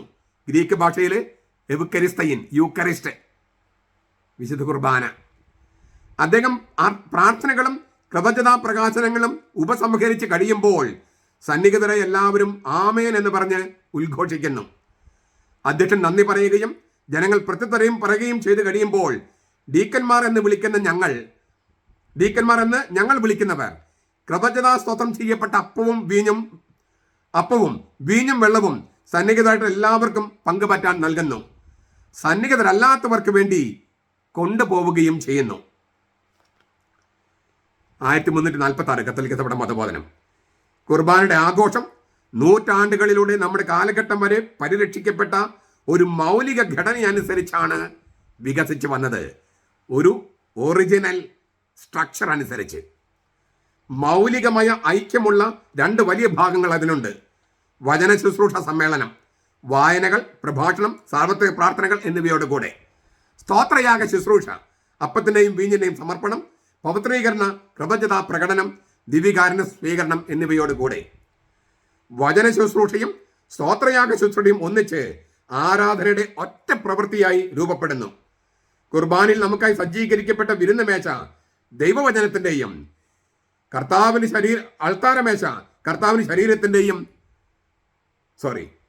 കുർബാനിൽ നമുക്കായി സജ്ജീകരിക്കപ്പെട്ട വിരുന്ന് മേശ ദൈവവചനത്തിൻ്റെയും കർത്താവിന് ശരീരത്തിൻ്റെയും വിരുന്ന് മേശയാണ്. 1347 ഉത്ഥിതനായ ക്രിസ്തു തൻ്റെ ശിഷ്യന്മാരോടൊപ്പം നടത്തിയ പെസഹ ഭക്ഷണത്തിൻ്റെ അതേ ക്രമം തന്നെയല്ലേ ഇതും? അവിടുന്ന് അവരോടൊപ്പം നടന്ന് അവർക്ക് വിശുദ്ധ ലിഖിതങ്ങൾ വിശദീകരിച്ചു കൊടുത്തു. അവരോടൊപ്പം മേശയ്ക്കിരുന്ന് അപ്പമെടുത്ത് ആശീർവദിച്ച് മുറിച്ച് അവർക്ക് കൊടുത്തു. AD 155 ചക്രവർത്തിക്ക് എഴുതിയ കത്താണ് നമ്മൾ വായിച്ചത്. എന്നിട്ട് കുർബാനയുടെ ആരാധനക്രമം മനുഷ്യനുണ്ടാക്കിയതാണ് എന്ന് പറഞ്ഞ് ഈ ആചാരങ്ങൾക്ക് മാറ്റിമറിക്കാം, ഭൂരിപക്ഷ തീരുമാനം മതി എന്ന് പറഞ്ഞാൽ നിങ്ങൾ കത്തോലിക്ക സഭയുടെ മതബോധനം വിശ്വസിക്കുന്നോ അതോ വിമത വൈദിക നേതാവിൻ്റെ വ്യാഖ്യാനം സ്വീകരിക്കുന്നോ? ഈ പെന്തക്കോസ്തക്കാരും യഹോവ സാക്ഷികളും ദൈവസഭക്കാരും പറയുന്ന പോലെ എല്ലാം കോൺസ്റ്റന്റൈൻ ചക്രവർത്തിയാണ് ഉണ്ടാക്കിയതെന്ന് പറയുന്ന തേലക്കാട്ടത്തിൻ്റെ വ്യാഖ്യാനം നിങ്ങൾ സ്വീകരിക്കുന്നോ അതോ കത്തോലിക്ക സഭയുടെ മതബോധനം സ്വീകരിക്കുന്നോ? ഒരു തെരഞ്ഞെടുപ്പിന് മുമ്പിലാണ് നിങ്ങൾ. കോൺസ്റ്റന്റൈൻ ചക്രവർത്തിയാണ് സഭ സ്ഥാപിച്ചതെന്നും വിശുദ്ധ കുർബാന സ്ഥാപിച്ചതെന്നും കുരിശ് വരെ ആരംഭിച്ചതെന്നും ഇങ്ങനെ ഇത്രമാത്രം കത്തോലിക്ക സഭയെ അവമാനിക്കേണ്ട കാര്യമുണ്ടോ? ഇത്രമാത്രം വേദപുസ്തകത്തിൽ തെളിവ്. ഇന്നലെ ഞാൻ മഹറോൻ ശിക്ഷയെക്കുറിച്ച് പറഞ്ഞപ്പോൾ ഇത് ബൈബിളിൽ പറഞ്ഞിട്ടുണ്ടോ എന്ന് ചോദിച്ചുകൊണ്ട് വന്നായിരുന്നു. ഞാൻ കഴിഞ്ഞ ദിവസം ബൈബിളിലെ വചനങ്ങളെല്ലാം പറഞ്ഞിരുന്നു. കൊറിന്തോസ്യർക്ക് എഴുതിയ ലേഖനത്തിൽ 5-ാമത്തെ അധ്യായത്തിൽ അവന് സാത്താന് വിട്ടുകൊടുക്കാൻ പൗലോസ് പറയുന്നില്ലേ? അവന് സഭയിൽ നിന്ന് പുറത്താക്കി സാത്താന് വിട്ടുകൊടുക്കുക. മഹറോൻ ശിക്ഷ പൗലോസ്ലീഗ പറഞ്ഞത്. അപ്പോൾ ഈ ബൈബിൾ കൃത്യമായി പഠിക്കാതെ കത്തോലിക്ക സഭയുടെ മതബോധനം പഠിക്കാതെ നമുക്ക് കിട്ടിയ ചില്ലറ അറിവുകൾ മാത്രം വെച്ചിട്ട് ഇതൊക്കെ അങ്ങനെയാണ് എന്ന് പറയുകയാണോ ശരി? അത്രയും നിസാരവൽക്കരിക്കാൻ പാടുണ്ടോ? തുച്ഛീകരിക്കാൻ പാടുണ്ടോ? വിശുദ്ധ കുർബാനയുടെ സ്ഥാപനത്തിന്റെ നൈസർഗികവും ആന്തരികവുമായ ഘടകമാണ് ഈ ആരാധനക്രമത്തിന്റെ ഗർഭധാരണ പ്രക്രിയ. ക്രിസ്തുവിൽ നിന്ന് തുടങ്ങി അവൻ തന്നെ നൽകിയതാണ്.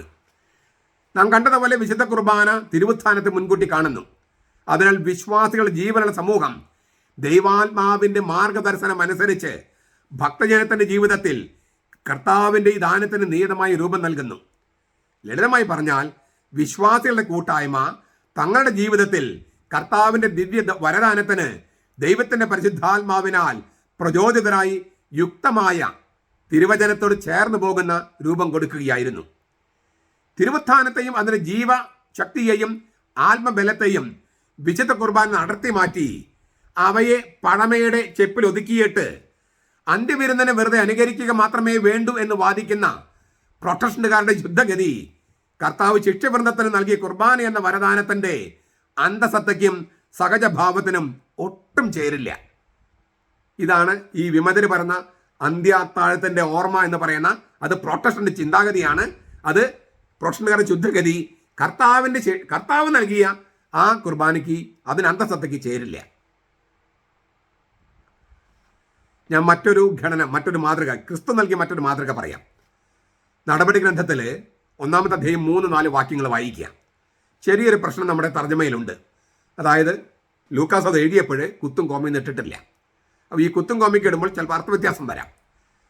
അങ്ങനെ കുത്തും കോമയും ഇടാതെ നമ്മൾ നോക്കുകയാണെങ്കിൽ അവിടെ എഴുതിയിരിക്കുന്നത് ഇങ്ങനെയാണ്: പീഡാനുഭവത്തിന് ശേഷം 40 ദിവസത്തേക്ക് യേശു അവർക്ക് പ്രത്യക്ഷപ്പെട്ട് ദൈവരാജ്യത്തെക്കുറിച്ച് ഉള്ള സംബന്ധിച്ച കാര്യങ്ങൾ പ്രഖ്യാപിച്ചുകൊണ്ട് താൻ ജീവിച്ചിരിക്കുന്നുവെന്ന് അനേകം തെളിവുകൾ കാണിച്ചു കൊടുക്കുകയും അങ്ങനെ അവരോടൊപ്പം ഭക്ഷിച്ചുകൊണ്ടിരിക്കുകയും ചെയ്യുമ്പോൾ എന്നല്ല ഞാൻ തർജ്ജമ ചെയ്യുക, ഉപ്പ് കഴിച്ച് ഭക്ഷണത്തിരിക്കുമ്പോൾ എന്നാണ്. ഉപ്പ്, സോൾട്ട്. ഗ്രീക്ക് വാക്ക് സീന ലിപ്സോമെനോസ് എന്നാണ്. ഉപ്പ് ഭക്ഷിക്കുക എന്ന് പഴയ നിയമത്തിലേക്ക് പറഞ്ഞാൽ സ്ഥായിയായ സ്ഥിരമായ ഉടമ്പടിയിലേക്ക് പ്രവേശിപ്പിക്കുക എന്നാണ് അർത്ഥം. യേശു 40 ദിവസത്തേക്ക് അവർക്ക് പ്രത്യക്ഷപ്പെട്ടു. 40 ദിവസത്തേക്ക് ദൈവരാജ്യത്തെക്കുറിച്ച് പ്രഖ്യാപിച്ചു. 40 ദിവസത്തേക്ക് അവൻ ഉപ്പ് ഭക്ഷിച്ചു. എമ്മാവസിലേക്ക് പോയ ആ ഉത്ഥാനത്തിൻ്റെ അന്ന് എമ്മാവസിലേക്ക് പോയപ്പോൾ സംഭവിച്ച കാര്യം 40 ദിവസത്തേക്ക് യേശു ചെയ്തു. എമ്മാവസിലേക്ക് പോയ ശിഷ്യന്മാരുടെ കൂടെ കർത്താവ് നടന്നതുപോലെ 40 ദിവസത്തേക്ക് യേശു ചെയ്തു. അവൻ ചെയ്ത കാര്യം എന്താണ്? 40 ദിവസത്തേക്ക് പ്രത്യക്ഷപ്പെട്ടു. 40 ദിവസത്തേക്ക് ദൈവരാജ്യം സംബന്ധിച്ച കാര്യങ്ങൾ പ്രഖ്യാപിച്ചു.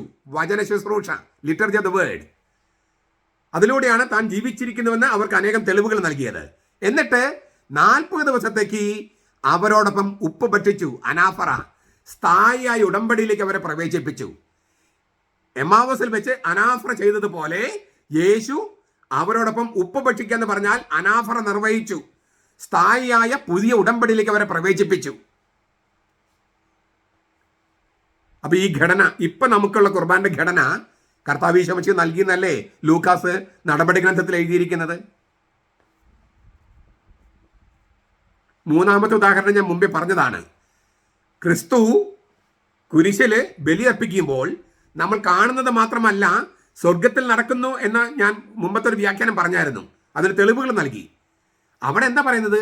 പിതാവിന്റെ മുമ്പിലാണ് ക്രിസ്തു നിൽക്കുന്നത്. പിതാവിനെ നോക്കിയാണ് യേശു കിടക്കുന്നത്. എന്നിട്ട് പിതാവിനോട് പറയുന്നത്, പിതാവേ ഇവരോട് ക്ഷമിക്കണം, അവരെന്താ ചെയ്യുന്നത് അവർ അറിഞ്ഞുകൂടാ. അവരുടെ പാപത്തിനുള്ള ശിക്ഷ, മരണം, ആ മരണം ഞാൻ ഏറ്റെടുക്കാം, അവരെ ജീവിപ്പിക്കുക. ഇതാണ് പിതാവിനോട് പുത്രൻ പറയുന്നത്. അതല്ലേ ഈ വിശുദ്ധ കുർബാന. ഇനി വളരെ പ്രധാനപ്പെട്ട ഒരു തെളിവ് കൂടി ഞാൻ നൽകുകയാണ്. വെളിപാട് ഗ്രന്ഥം, ലിറ്റർജിയാണത്. സ്വർഗത്തിൽ നടക്കുന്ന ലിറ്റർജി. എല്ലാ സഭകളെയും ലിറ്റർജിയുടെ ഘടന വെളിപാട് ഗ്രന്ഥത്തിൽ നിഴലിക്കുന്നുണ്ട്. ഞാൻ അതിലെ 2 പ്രധാനപ്പെട്ട കാര്യങ്ങൾ നിങ്ങളുടെ മുമ്പിൽ അവതരിപ്പിക്കുകയാണ്. വെളിപാട് ഗ്രന്ഥത്തിലെ ഒന്ന്, അതിലെ ലിറ്റർജിക്കൽ എലമെന്റ്സ്. ഞാൻ മുമ്പൊരിക്കൽ പറഞ്ഞിട്ടുണ്ട്. സ്കോട്ട് ഹാൻ എന്ന് പറഞ്ഞ ലൂഥറൻ പാസ്റ്റർ, അദ്ദേഹം ധാരാളം 20-ന് മേലെ ഗ്രന്ഥങ്ങൾ എഴുതിയിട്ടുണ്ട്. അതുപോലെ ദ ലാംസ് സപ്പർ, കുഞ്ഞാടിൻ്റെ അത്താഴം, the holy mass as heaven's liturgy on the earth എന്ന് പറഞ്ഞിട്ടുള്ള കുർബാന സ്വർഗം ഭൂമിയിൽ എന്നുള്ള ആ അർത്ഥത്തിൽ അദ്ദേഹത്തിൻ്റെ ഗ്രന്ഥത്തിലുള്ളതും പിന്നെ ഞാൻ കണ്ടെത്തിയതുമായ കാര്യങ്ങളാണ് ഇപ്പം ഞാൻ നിങ്ങളുടെ മുമ്പിൽ അവതരിപ്പിക്കുന്നത്. അദ്ദേഹം പറയുന്ന വാക്കുകൾ ഇങ്ങനെയാണ്: the golden thread of liturgy, ലിറ്റർജിയുടെ സുവർണ നൂല് ആണ് യോഹന്നാന്റെ വെളിപാട് ഗ്രന്ഥത്തെ ഒന്നിച്ചു നിർത്തുന്നത്. ലിറ്റർജിയുടെ, കത്തോലിക്ക സഭയിലെ ലിറ്റർജിയുടെ സ്വർണ്ണ നൂല് കൊണ്ടാണ് വെളിപാടുകൾ, യോഹന്നാന്റെ വെളിപാട് കൂട്ടിക്കെട്ടിയിരിക്കുന്നത്, അതിനെ ഒരുമിച്ച് നിർത്തുന്നത്. അപ്പം നമുക്ക് അതിലത്തെ പ്രധാനപ്പെട്ട 5 കാര്യങ്ങളാണ് ഞാൻ നിങ്ങളുടെ മുമ്പിൽ പറയണേ. ഒന്ന്, ഈ പള്ളിയുടെ ഘടന അത് വെളിപാട് ഗ്രന്ഥത്തിൽ കൊടുത്തിട്ടുണ്ട്. സ്വർഗത്തിൻ്റെ ദർശനം 4-ാമത്തെ അധ്യായം 1 മുതൽ 5-ാമത്തെ അധ്യായം 14 വരെയും 7-ാമത്തെ അധ്യായം 1 മുതൽ 17 വരെയും. പള്ളിയുടെ ഘടന അന്ത്യത്താഴത്തിൻ്റെ അല്ല, സ്വർഗത്തിൻ്റെ ദർശനമാണ്. അപ്പോൾ വെളിപാട് ഗ്രന്ഥം 4-5 അധ്യായവും 7-ാമത്തെ അധ്യായവും അതിൻ്റെ വെളിച്ചത്തിലാണ് കത്തോലിക്ക സഭയുടെ ഘടന. ഈ ആധുനിക പള്ളികൾ നോക്കി മനസ്സിലാകില്ല, അത് വേറെ ഒരു ഹാള്, പ്രാർത്ഥനാ ഹാള്. അതല്ല പള്ളിയുടെ ഘടന. നമ്മൾ പറയും ആർഭാടം വേണ്ട, പക്ഷേ സ്വർഗമാണെന്ന പ്രതീതി ഉണ്ടാക്കുന്ന ഘടന വേണം. അതിന് പണം ചെലവഴിക്കണം. ദരിദ്രരുടെ പേരും പറഞ്ഞ് കർത്താവിന് കൊടുക്കേണ്ടത് കൊടുക്കാതിരിക്കരുതെന്ന് കർത്താവ് തന്നെ പറഞ്ഞിരിക്കുന്നത്. ഇനി ഈ പള്ളിയുടെ ഘടനയിൽ നമ്മൾ എന്തൊക്കെ കാണുന്നു?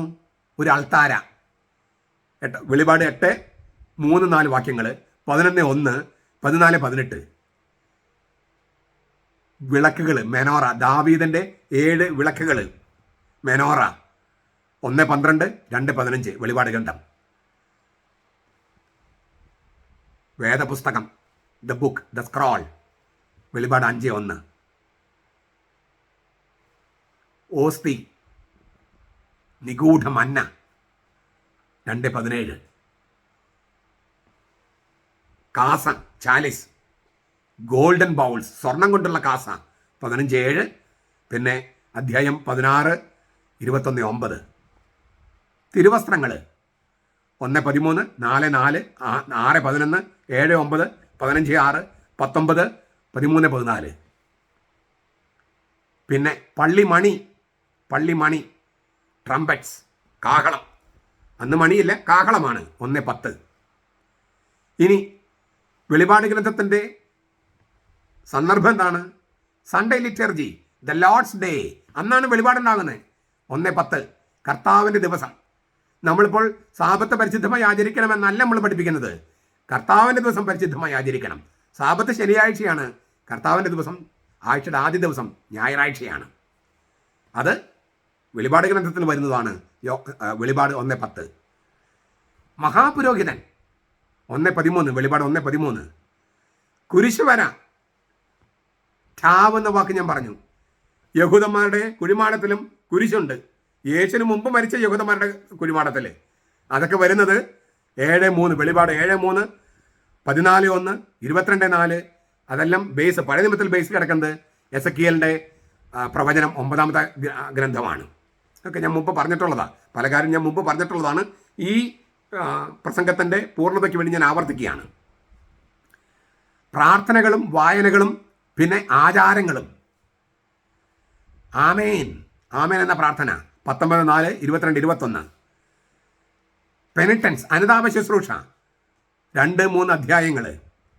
ഗ്ലോറിയ അല്ലേ, ഗ്ലോറിയൻ എക്സൽസസ് ഇല്ലേ, ഗ്ലോറിയ എന്നൊരു ലത്തിൻ ലിറ്റർജിയിലുണ്ട്, ഗ്ലോറിയ, 15:3-4.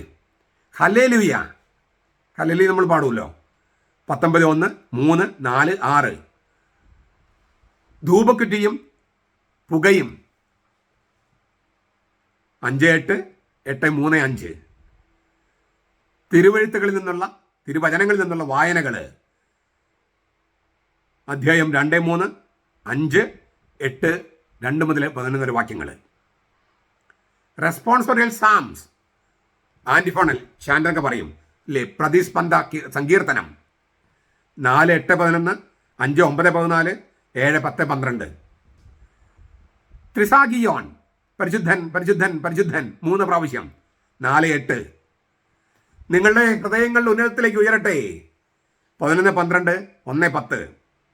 സോറി, അതെ, കറക്റ്റ്. 11:12, 1:10.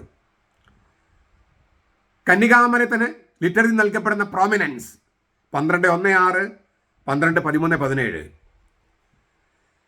വിശുദ്ധരുടെയും മാലാഖമാരുടെയും മധ്യസ്ഥ പ്രാർത്ഥന 5:8, 6:9, 10, 8:3, 4. ദിവ്യ കുഞ്ഞാട് 5:6, 28 പ്രാവശ്യമാണ് ആ വാക്ക് ഉപയോഗിച്ചിരിക്കുന്നത്. കുഞ്ഞാടിൻ്റെ കല്യാണ വിരുന്ന് 19:9, 19:17. മൗനം, ഒരല്പനേരത്തെ മൗനം 8:1. വിശുദ്ധ മിഖായേൽ മാലാഖയോടുള്ള വണക്കം 12:7. ദൈവത്തിന് സമർപ്പിക്കപ്പെട്ട ബ്രഹ്മചര്യം 14:4. വിശ്വാസികളുടെ പൊതുപൗരോഹിത്യം, രാജകീയ പൗരോഹിത്യം 1:6, 20:6. പിന്നെ കാതോലികത, അതായത് യൂണിവേഴ്സാലിറ്റി, സർവ്വലോകങ്ങളെയും സർവ്വജനങ്ങളെയും ബാധിക്കുന്ന സാർവലൗകികമെന്ന് പറയും, സാർവജനീനമെന്ന് പറയും. സർവ്വലോകം, സർവ്വജനീനം, സർവ്വജനങ്ങൾ, സാർവത്രികത എന്നും പറയും. അത് സൂചിപ്പിക്കുന്നത് 7-ാമത്തെ അധ്യായം 9 മുതലുള്ള വാക്യങ്ങൾ. ചുരുക്കത്തിൽ നമ്മളിപ്പോൾ കുർബാനയിൽ കാണുന്ന മിക്ക സംഗതികളും വെളിപാട് ഗ്രന്ഥത്തിലുണ്ട്. ഈ വെളിപാട് ഗ്രന്ഥം 1-ാം നൂറ്റാണ്ടിൽ എഴുതപ്പെട്ടതല്ലേ. ഇപ്പോഴത്തെ തെളിവുകളൊക്കെ വെച്ച് പറയുന്നത് നീറോയുടെ കാലത്താണ്. നീറോ മരിച്ചത് 68-ലാണ്, AD 68. അപ്പം അതിനു മുമ്പ് വെളിപാട് പുസ്തകത്തിൻ്റെ ആ വെളിപാട് കിട്ടിയെന്നാണ്. മുമ്പൊക്കെ വിചാരിച്ചിരുന്നത് ഡൊമീഷ്യൻ ചക്രവർത്തിയുടെ കാലത്തുനിന്നാണ്. പക്ഷെ ഇപ്പോഴത്തെ തെളിവുകളൊക്കെ പറയുന്നത് നീറോ ചക്രവർത്തിയുടെ കാലത്തുനിന്നാണ്. AD 68 മുമ്പ്. കോൺസ്റ്റന്റൈൻ ചക്രവർത്തി 4-ാം നൂറ്റാണ്ടിൽ നൽകിയതല്ല. ഇനി നമുക്ക് ഇതിപ്പോൾ ഞാൻ ലിറ്റർജിയിൽ അവിടെ ഇവിടെയൊക്കെ കിടക്കുന്ന കാര്യങ്ങളാണ് പറഞ്ഞത്. ലിറ്റർജിയുടെ ഘടന ഒന്ന് നമുക്ക് നോക്കുക.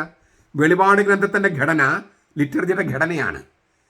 അങ്ങോട്ടൊക്കെ ചില കാര്യങ്ങൾ അങ്ങോട്ടൊക്കെ മാറിയിട്ടുണ്ടാവും, പക്ഷേ ബേസിക് ഘടന ഒന്ന് തന്നെയാണ്. അപ്പം ഞാൻ ഈ 22 അധ്യായങ്ങളുടെ ഈ വെളിപാടിൽ എന്താണ്, ലിറ്റർജിയുടെ ഘടന എന്താണ് പെട്ടെന്ന് പറഞ്ഞു പോകാം. നിങ്ങൾ പിന്നെയും കേട്ടാൽ ഇത് മനസ്സിലാകുള്ളൂ. അല്ലെങ്കിൽ എൻ്റെ പുസ്തകം ഒന്ന് വായിക്കുക. ഇംഗ്ലീഷിലാണ്. അപ്പോക്കാലിപ്സ് അൺസീൽഡ് എന്ന് പറഞ്ഞിട്ട് എൻ്റെ ഒരു പുസ്തകമുണ്ട്. 1000-ഓളം പേജുണ്ട്. ആളൊരു ബിബ്ലിയയിൽ കിട്ടും. ഇംഗ്ലീഷ് മനസ്സിലാക്കുന്നവർ അതൊന്ന് വാങ്ങിച്ച് വായിക്കുക. 1-ാമത്തെ അധ്യായം 1 മുതൽ 20 വരെ ആമുഖം, പ്രലോകം എന്നാണ് വെളിപാട് ഗ്രന്ഥത്തിൽ പറയുക. ലിറ്റർജി അനുസരിച്ചാകുമ്പോൾ എൻട്രൻസ്, പ്രവേശകം, പാട്ടൊക്കെ പാടി ഇങ്ങനെ അതങ്ങനെ ആ എൻട്രൻസ്, ആഘോഷമായ ബലിപീഠത്തിലേക്കുള്ള പ്രവേശനം. 2-3 അധ്യായങ്ങൾ അത് 7 ലേഖനങ്ങൾ, 7 സഭകൾക്ക്. എല്ലാത്തിലും പറയുന്നത് നീ പശ്ചാത്തപിക്കുന്നില്ലെങ്കിൽ, അനുതപിക്കുന്നില്ലെങ്കിൽ, മാനസാന്തരപ്പെടുന്നില്ലെങ്കിൽ, അതാണ് ഈ കുംഭസാരം എന്ന് പറയണേ, അനുതാപ ശുശ്രൂഷ. ലത്തീൻ റീത്തിലാണെങ്കിൽ തുടക്കത്തിലാണ് ഐ കൺഫസ് എന്ന് പറഞ്ഞ് തുടങ്ങും. തുടക്കത്തിൽ സീറോ മലബാർ സഭയുടെ ആണെങ്കിൽ ദിവ്യകാനം സ്വീകരിക്കുന്നതിന് മുമ്പ് 2 കുംഭസാരം വെച്ചിരിക്കുകയാണ് ഈ അനുതാപ ശുശ്രൂഷ. 4-5 അധ്യായങ്ങൾ അത് ഈ സ്വർഗത്തിൽ സിംഹാസനം, കുഞ്ഞാട്, ഈ 2 രംഗങ്ങളാണ് 4-5 അധ്യായങ്ങൾ. അതാണ് ലിറ്റർജി ഓഫ് ദ വേർഡ്, വചന ശുശ്രൂഷ. 6-ാമത്തെ അധ്യായം അത് 7 മുദ്രകൾ തുറക്കുകയാണ്, കുഞ്ഞാട്. അതാണ് ഹോമിലി, പള്ളിപ്രസംഗം. 6-ാമത്തെ അധ്യായം 1 മുതൽ 7 വരെ. 7-ാമത്തെ അധ്യായം വിശുദ്ധരുടെ മധ്യസ്ഥം ഒക്കെയാണ്. വിശുദ്ധര്, പ്രയർ ഓഫ് ദ ഫെയ്ത്ത്ഫുൾ, കാറോസൂസൻ. 8-ാമത്തെ അധ്യായം 1 മുതൽ 11-ാമത്തെ അധ്യായം 19 വരെ 7 കാഹളങ്ങളാണ്, ട്രംപറ്റ്സ്. അതാണ് ഓഫർട്ടറി. ഈ ട്രംപറ്റ്സിലൂടെ വരുന്നത് ശരിക്കും പറഞ്ഞാൽ കാഴ്ചവെപ്പ് എല്ലാ ലിറ്റർജികളിലും ഇല്ല, ലത്തീൻ ലിറ്റർജിയിലുണ്ട്. അത് ഇതാണ്. പിന്നെ 12-ാമത്തെ അധ്യായം 1 മുതൽ 15-ാമത്തെ അധ്യായം 8 വരെ അവിടെ സ്ത്രീയും കുഞ്ഞാടും അങ്ങനെ ഒരുപാട് ഘടകങ്ങളുണ്ട്. അത് അനാഫ്രയാണ്, ലിറ്റർജിയുടെ അനാഫ്ര. ഈ അദ്ദായി മാറി ശിഷ്യന്മാരുടെ പേരിലുള്ള അനാഫ്രയിൽ ഈ സ്ഥാപനവാക്യങ്ങളില്ല. സ്ഥാപനവാക്യങ്ങളില്ലാതെ തന്നെ ലിറ്റർജി വാലിഡ് ആയിരിക്കുന്ന ഏക ലിറ്റർജിയാണ് ഈ അദ്ദായി മാറി ശിഷ്യന്മാരുടെ. അതുകൊണ്ടാണ് അത്രയും പുരാതനമാണെന്ന് പറയണേ. ഡിഡാഹെ എന്ന് പറഞ്ഞ AD 100 എഴുതപ്പെട്ട ആ ഡിഡാഹയിലെ ലിറ്റർജിയോട് കിടപിടിക്കുന്ന ലിറ്റർജി. ആ ലിറ്റർജി ഇപ്പോഴും സജീവമായി നിൽക്കുന്ന ഏക സഭയാണ് സീറോ മലബാർ സഭ. അതുകൊണ്ടാണ് അതിൻ്റെ ലിറ്റർജി അതിന് തനത് രൂപത്തിൽ വീണ്ടെടുക്കണമെന്ന് റോമ നിർബന്ധം വയ്ക്കുന്നതിന് കാരണം അതാണ്. കാരണം ശിഷ്യന്മാരിലേക്ക് അങ്ങ് എത്തി നിൽക്കുന്ന ലിറ്റർജിയാണത്. അതേക്കുറിച്ച് ഞാൻ കുറച്ച് കഴിഞ്ഞിട്ട് കുറച്ചുകൂടി പറയാം. അനാഫറ. അത് കഴിഞ്ഞ് 16-ാമത്തെ അധ്യായം 7 ബൗൾസ്, ഈ കോപ്പകൾ കമിഴ്ത്തുകയാണ്.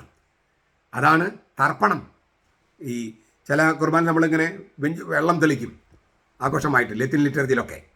പിന്നെ 17-18 അധ്യായങ്ങൾ നെഗറ്റീവ് ലിറ്റനിയാണ്. ലിറ്റനി അതായത് ബാബിലോൺ നശിച്ചു, അപ്പോൾ ബാബിലോണിന്റെ നാശത്തെക്കുറിച്ചും അതിൻ്റെ ഫലങ്ങളെക്കുറിച്ചുള്ള ഒരു ലിറ്റനി പോലെ ആവർത്തിച്ചിരിക്കുകയാണ്. അതാണ് 17-18. ഇത്രയും കഴിഞ്ഞാൽ ലിറ്റർജിയുടെ ഈ സ്പൈറൽ സ്ട്രക്ചർ തീരുകയാണ്. ഇനി കുറവുകൂടി ശാന്തമാകുകയാണ്. ഈ 19-ാമത്തെ അധ്യായം 1 മുതൽ 8 വരെ ഈ പ്രൊഥാലാമിയോൻ എന്നാണ് പറയുക. ഒരു കല്യാണ രംഗത്ത് ഒരു സമ്മറി ആയിട്ട് പറയുന്നതിനാണ് പ്രോത്തോലാമിയോൻ എന്ന് പറയുക. പ്രോത്തോലാമിയോൻ. ഇവിടെ ഒരു കല്യാണം, അതായത് ഇനി കുഞ്ഞാൻ്റെ കല്യാണം നടക്കാൻ പോവാണ്. അപ്പോൾ ആ കല്യാണ വിരുന്നിന് ഒരുക്കം വേണ്ട അതിൻ്റെ സമ്മറി പറയുകയാണ്. ലിറ്റർജി വെച്ച് നോക്കുകയാണെങ്കിൽ ഹല്ലേലൂയാണ്. ഹല്ലേലൂയ. 19-ാമത്തെ അധ്യായം 9-10 വാക്യങ്ങൾ ഈ കല്യാണക്കുറി കൊടുക്കുകയാണ്. കല്യാണക്കുറി ലിറ്റർജി വെച്ച് നോക്കുകയാണെങ്കിൽ ഇൻവിറ്റേഷൻ, ക്ഷണം. അപ്പോൾ 19-ാമത്തെ അധ്യായം 11 മുതൽ 21 വരെ ലിറ്റർജിയിൽ നോക്കുകയാണെങ്കിൽ വെളിപാട് നോക്കുകയാണെങ്കിൽ എൻത്രോൺമെൻറ്റ്, രാജാവ് സ്ഥാനാരോഹണം ചെയ്യുകയാണ്. ലിറ്റർജിയിൽ അത് നമ്മൾ കണ്ടു കഴിഞ്ഞാൽ ഈ അപ്പവും വീഞ്ഞും ഉയർത്തി കർത്താവിന് കാണിച്ചു കൊടുക്കുകയാണ്. രാജാവ് ഈ കർത്താവിന് ഉയർത്തി കാണിക്കുകയാണ് ലിറ്റർജിയിൽ. 20-ാമത്തെ അധ്യായം 1 മുതൽ 10 വരെ ഈ ഉയർത്തപ്പെട്ട രാജാവ്, യേശു സ്ഥാനാരോഹണം ചെയ്ത രാജാവ്, അവൻ്റെ ഭരണമാണ്. അതിനാണ് 1000 വർഷത്തെ ഭരണം എന്ന് പറയണേ, ഇറ്റേണൽ റെയിൻ. അത് കഴിഞ്ഞിട്ട് ഈ കല്യാണ വിരുന്നിൽ പങ്കെടുക്കാൻ പറ്റാത്തവരെയൊക്കെ പുറത്താക്കുകയാണ്, സെപ്പറേഷൻ. കുർബാന സ്വീകരിക്കാത്തവരൊക്കെ പുറത്തു പോകുക. അങ്ങനെ നമ്മുടെ അദ്ദായിമാരെ ശിഷ്യന്മാരെ കുർബാനയുടെ അനാഫറയ്ക്ക് മുമ്പ് പറയുന്നുണ്ട്. അതും വരുന്നത് ഇവിടെ നിന്നാണ്. 20-ാമത്തെ അധ്യായം 11-15. അത് വെളിപാട് പുസ്തകത്തിൻ്റെ ഇത് വെച്ച് നോക്കിയാൽ അന്ത്യവിധിയാണ്. ലിറ്റർജി വെച്ച് നോക്കിയാൽ ഈ കുർബാന സ്വീകരിക്കാത്തവരൊക്കെ പുറത്തു പോകണമെന്നാണ്. കർത്താവുമായിട്ട് ഒന്നായി തീരാത്തവർ പുറത്തു പോകണം. പിന്നെ 21-ാമത്തെ അധ്യായം 1 മുതൽ 22-ാമത്തെ അധ്യായം 5 വരെ കുഞ്ഞാടും സ്വർഗീയ ജെറുസലേമിൽ കല്യാണം കഴിഞ്ഞിട്ട് അവർ നവീകരിക്കപ്പെട്ട ഏദൻ തോട്ടത്തിൽ ഇങ്ങനെ ഭാര്യ ഭർത്താക്കന്മാർ ജീവിക്കുന്നതിനെ കുറിച്ചാണ്. അതാണ് നമ്മുടെ കുർബാനിലെ കമ്മ്യൂണിയൻ, 1-to-1 യൂണിയൻ. ഭാര്യയും ഭർത്താവ് ഒന്നാകുന്നത് പോലെ കർത്താവ് നമ്മൾ ഒന്നായി തീരുകയാണ്. കർത്താവും നമ്മൾ ഒന്നായി തീരുകയാണ്. ദിവ്യകാരുണ്യം. ഇല്ലേ, മണവാട്ടിയാണ് സഭ എന്നൊക്കെ പെന്തക്കോസ്തുകാരും ദൈവസഭക്കാരൊക്കെ സഭയെക്കുറിച്ച് പറയും. പക്ഷെ അവർക്ക് ഒന്നാകലുണ്ടോ കർത്താവുമായിട്ട്? ഇല്ല. അവർ കല്യാണം കഴിച്ചിട്ട് ഫസ്റ്റ് നൈറ്റ് ഇല്ല എന്ന് പറയാം.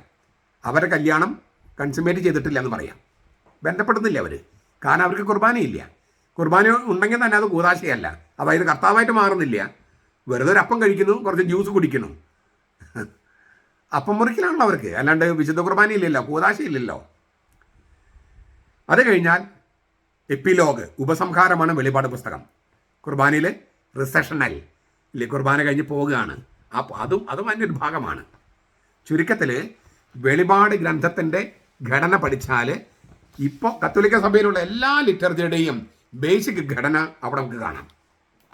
ഇത് തിരുവചനമല്ലേ? കർത്താവിൽ നിന്ന് വരുന്നതല്ലേ? വെളിപാടല്ലേ? മനുഷ്യരുണ്ടാക്കിയതാണോ? ഞാൻ ഈ കുർബാന പറഞ്ഞ എല്ലാ ആചാരങ്ങളും വെളിപാട് പുസ്തകത്തിലില്ലേ? നിങ്ങളൊന്ന് റീവൈൻഡ് ചെയ്തതൊന്ന് കേട്ടു നോക്കിയാൽ, എന്നിട്ട് ഒരു കുറിപ്പെടുക്കുക. ഇപ്പം നമ്മുടെ കുർബാനയിലുള്ള ആചാരങ്ങൾ മുഴുവൻ വെളിപാട് ഗ്രന്ഥത്തിലുണ്ട്. പിന്നെ എങ്ങനെയാണ് ഈ ആചാരങ്ങളൊക്കെ മനുഷ്യരുണ്ടാക്കിയതാണെന്ന് ഇവർ പറഞ്ഞുണ്ടാക്കണേ? ചുരുക്കത്തിൽ ലിറ്റർജി യേശുവിൽ നിന്ന് നേരിട്ട് വരുന്നു. മാത്രമല്ല പരിശുദ്ധാത്മ വരുമ്പോൾ നിങ്ങളെ സകല സത്യത്തിലേക്ക് നയിക്കുമെന്ന് പറഞ്ഞിട്ടുണ്ട് കർത്താവ്. സ്വർഗരാജ്യത്തിൻ്റെ താക്കോലുകളാണ് പത്രോസിന് നൽകിയത്, കെട്ടാനും അഴിക്കാനും, അതായത് തീരുമാനമെടുക്കാനുള്ള അധികാരം. അത് പത്രോസിനും പത്രോസിൻ്റെ പിൻഗാമികൾക്കാണ് നൽകിയത്.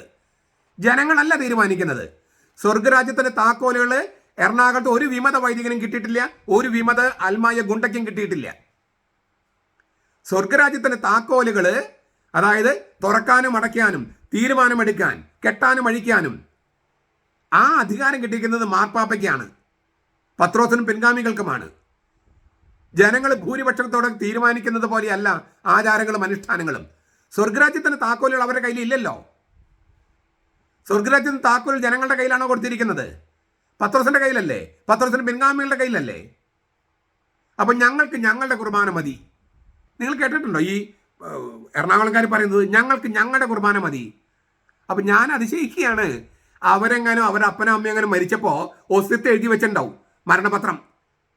അങ്ങനെ കൈമാറി കിട്ടിയതാണോ ഈ കുർബാന? ഞങ്ങൾക്ക് ഞങ്ങളുടെ കുർബാന. നിങ്ങളെവിടെ നിന്നുണ്ടായത്? നിങ്ങളെവിടെ നിന്നാണ് വന്നേ?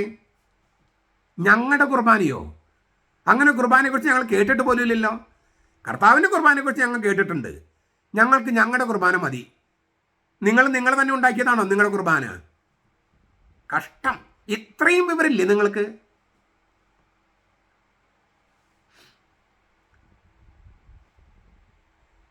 ഇനി യേശുവിൻ്റെ 12 ശിഷ്യന്മാർ, ഓരോ ശിഷ്യന് കീഴിലും 6 പേര്, അങ്ങനെ 72 പേര്.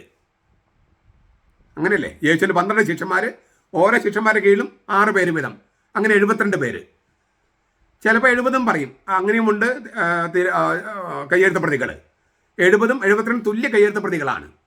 ആ 70-നൊക്കെ കാരണമുണ്ട്. ഇസ്രായേൽക്കാർ 70 പേര് ഈജിപ്തിൽ പോയ കാര്യമൊക്കെ ഉണ്ട്. അപ്പോൾ പുതിയ നിയമത്തിൽ 12 സ്ലീഹന്മാർ, അപ്പസ്തോലന്മാർ, ആ സ്ലീഹന്മാർക്ക് 6 പേര് വീതം ഉപശിഷ്യന്മാർ, അങ്ങനെ 72 പേര്. അങ്ങനെ നോക്കിയാൽ തോമാസ് ലീഗായുടെ 6 ശിഷ്യന്മാരിൽ ഒരാളാണ് അദ്ദായി. തോമാസ് ലീഗ യേശുവിൻ്റെ നേരിട്ടുള്ള ശിഷ്യൻ സ്ലീഗ. അദ്ദേഹത്തിൻ്റെ 6 ശിഷ്യന്മാരിൽ ഒരാളാണ് അദ്ദായി. ആ അദ്ദായിയുടെ ശിഷ്യനാണ് മാറി. അപ്പോൾ യേശു, തോമാസ് ലീഗ, അദ്ദായി, മാറി. ഇങ്ങനെ ഇല്ലേ, ചരട് പൊട്ടാതെ ശ്ലൈഹിക പിന്തുടർച്ചയും കൗദാശിക പിന്തുടർച്ചയും നഷ്ടപ്പെടാതെ കൈമാറി കിട്ടിയ വിശുദ്ധ പാരമ്പര്യമാണ് നമ്മുടെ അനാഫറ, സീറോ മലബാർ സഭയിൽ അനാഫറ. യേശു, തോമസ് ലീഗ, അദ്ദായി, മാറി, അങ്ങനെ കിട്ടിയതാണ്. യേശുവിൻ്റെ നിയോഗ ദൗത്യം എന്തായിരുന്നുവെന്ന് തോമസ് ലീഗ അടക്കമുള്ള ആദിമസഭ അതിൻ്റെ ശൈശവ ദിശയിൽ തന്നെ ആഴത്തിൽ ഗ്രഹിക്കാൻ ആരംഭിക്കുകയായിരുന്നു.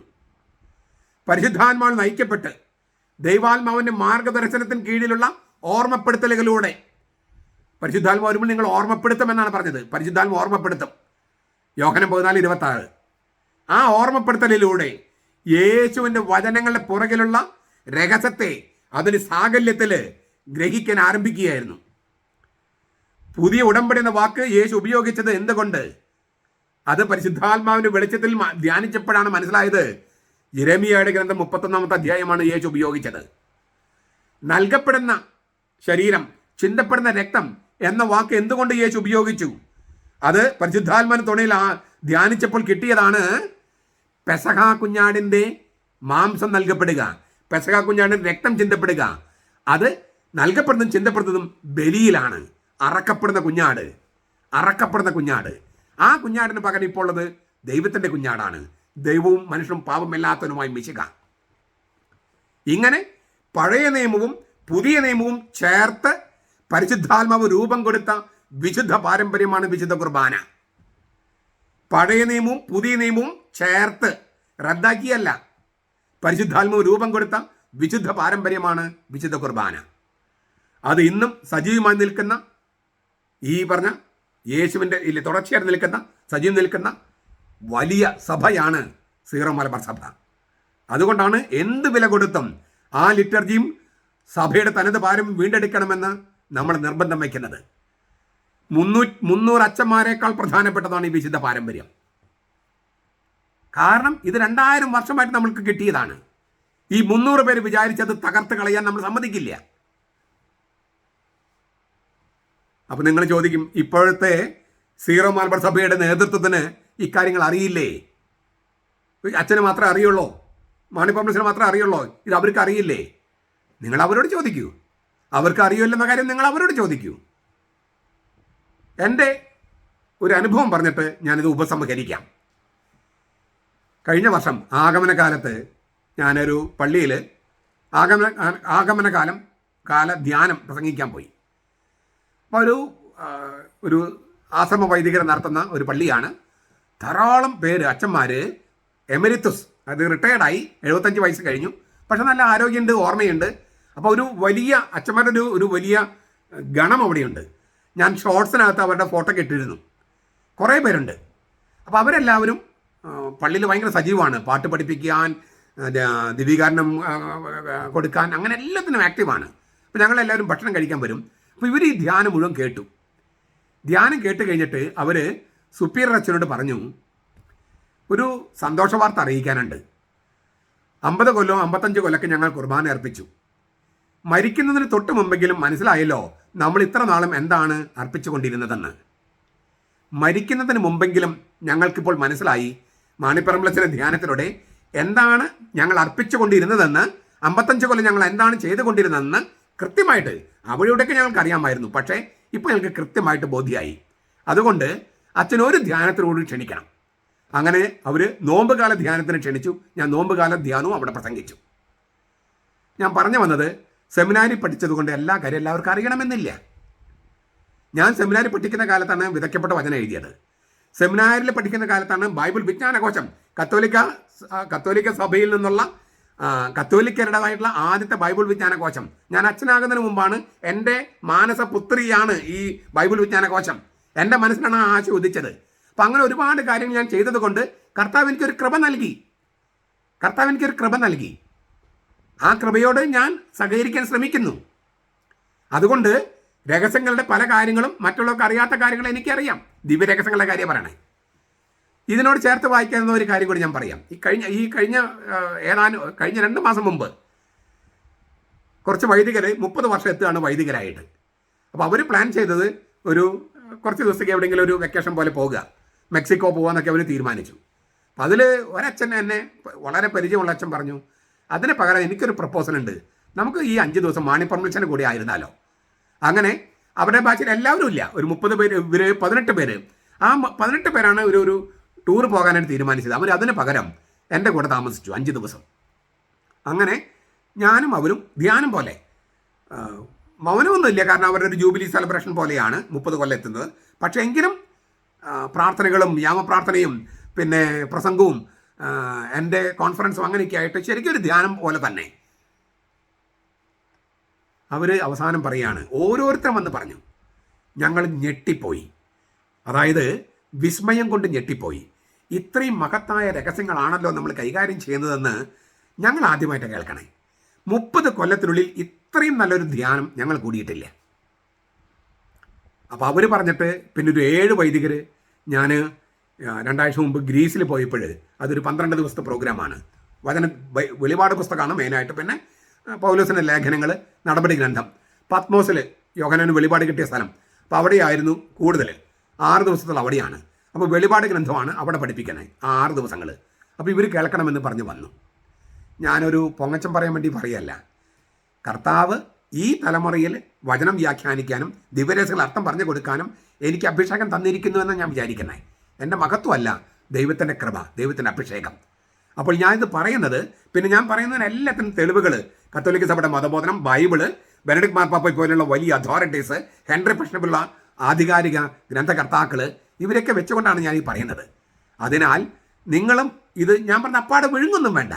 പക്ഷേ ഞാൻ പറയുന്നതിൽ സത്യമുണ്ടോ എന്നൊന്ന് അന്വേഷിക്കുക. എന്നിട്ട് ഈ ആചാരങ്ങളൊക്കെ മനുഷ്യനിർമ്മിതമാണ് എന്ന് പറയുന്ന ആ തീർത്തും നിസാരവൽക്കരിക്കുന്ന അത്തരം തട്ടിപ്പുകളെ നിങ്ങൾ തള്ളിക്കളയുക. എന്നിട്ട് കർത്താവിൻ്റെ സഭയോടും ഒന്നിച്ച് നിൽക്കുക. ആരാധനക്രമം ദൈവത്തിൽ നിന്ന് വരുന്നതാണ്. മനുഷ്യരുണ്ടാക്കിയ മാറ്റിമറിക്കാവുന്ന ചില ആചാരങ്ങളല്ല അത്, മറിച്ച് ദൈവം നമുക്ക് നൽകിയ വിശുദ്ധ നിധിയായ വിശുദ്ധ പാരമ്പര്യമാണത്.